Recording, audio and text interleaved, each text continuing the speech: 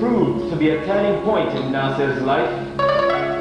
Here, he met the chief Ismaili Dai, Al-Muyad Fiddin al-Shirazi, who helped quench Nasir's intellectual thirst.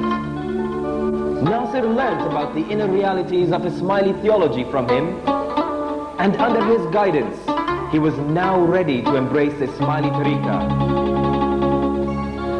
to spread the word of Ismailism, and to give his bayah to the Imam of the time, Imam Mustansir Billah. Consistent with any true conversion of the heart, and conforming to his personality, Nasir Khusraw looked for ways to make inner changes in his external life. What he would later preach to others, he first practiced himself. He knew that to walk in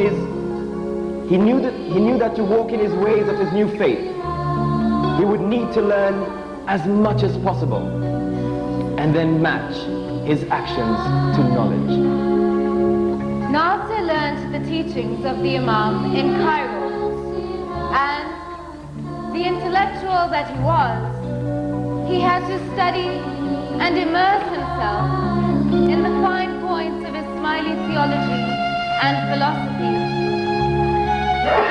His actions combined the required Sharia, such as prayers and fasting, with the more personal expressions of the faith, such as travel, study, teaching and writing. Through living this interconnected cycle of knowledge and action, he would enact the underlying Zahir and Batin doctrine of the Ismaili Tariqa.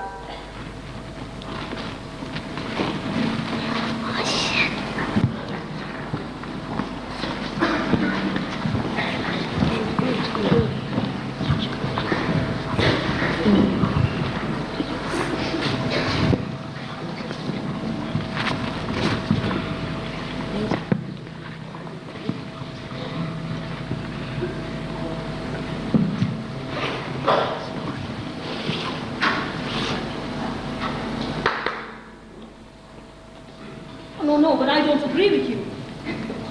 Nor I, sir. But the hadith says so.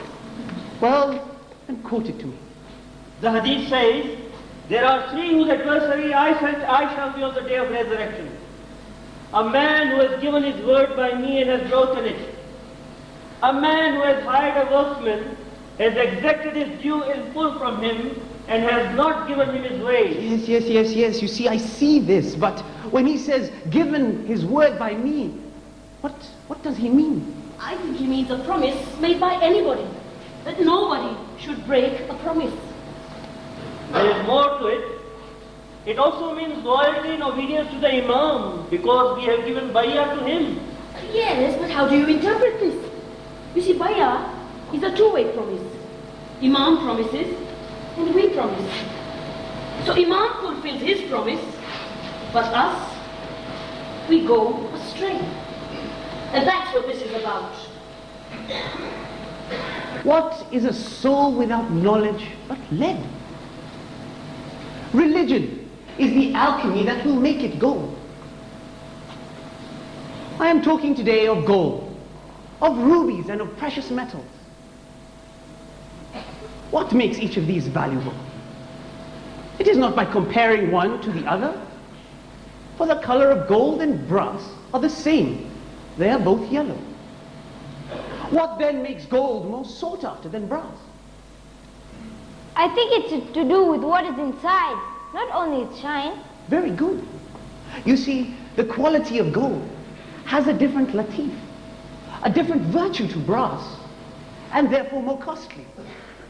Similarly with precious metals, that which is manifest on the outside has a hidden quality, which is its essence. So in Ismaili thinking, whatever there is in the world consists of two parts, inner and outer, Zahir and Batin. Whatever is in the Zahir is known with external senses of hearing, smell, sight. touch, and taste. Yes, yes, you're absolutely right. But, of course, that which is batin is hidden. But it must be understood through intellectual search. You see, let me give you an example. In Zahir, what are the Shia components of worship? Prayer, salat, fasting or psalm, charity or zakat, jihad or struggle, and hajj or pilgrimage. Very good. Each of these has a deeper meaning. You see, if I were to tell you that Ramadan is the 9th month of the Islamic calendar, no sooner do I say the word Ramadan, what will you think? Of fasting and of the purity of the month. Ah, so we are speaking here of significance.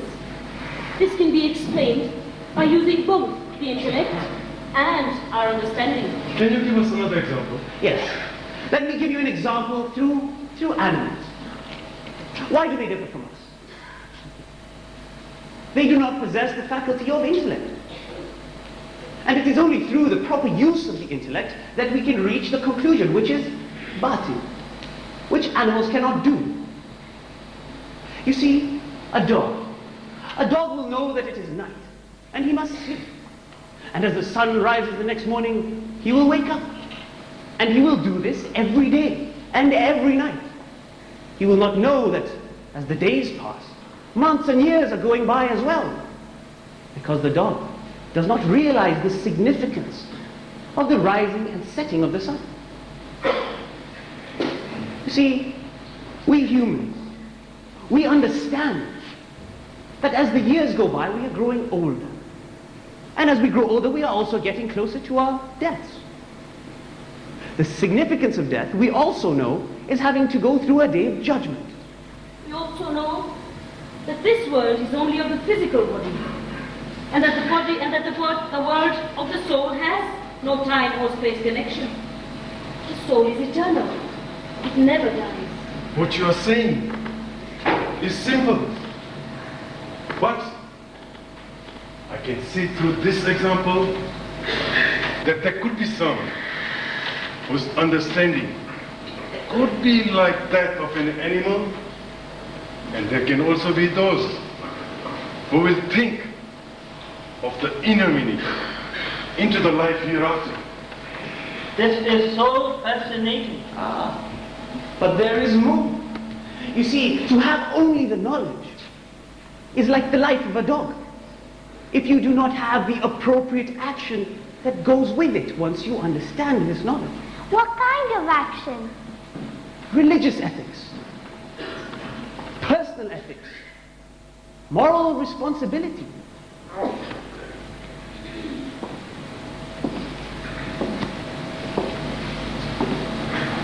How would you make your face an angel face?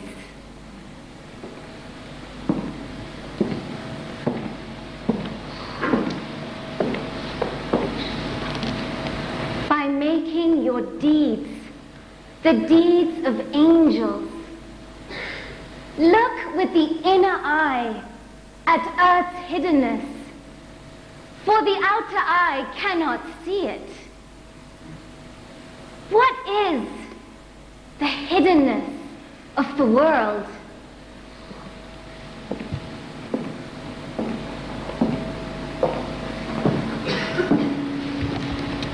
The noble ones see the esoteric, but not the exoteric.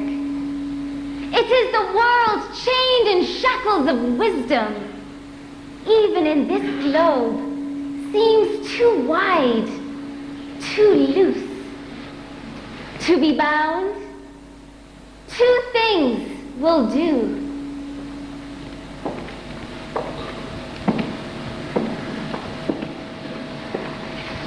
Knowledge and obedience. Your bodies are mine. Your spirit, the buried jewel. Of these two treasured qualities, so exert yourself, body and soul.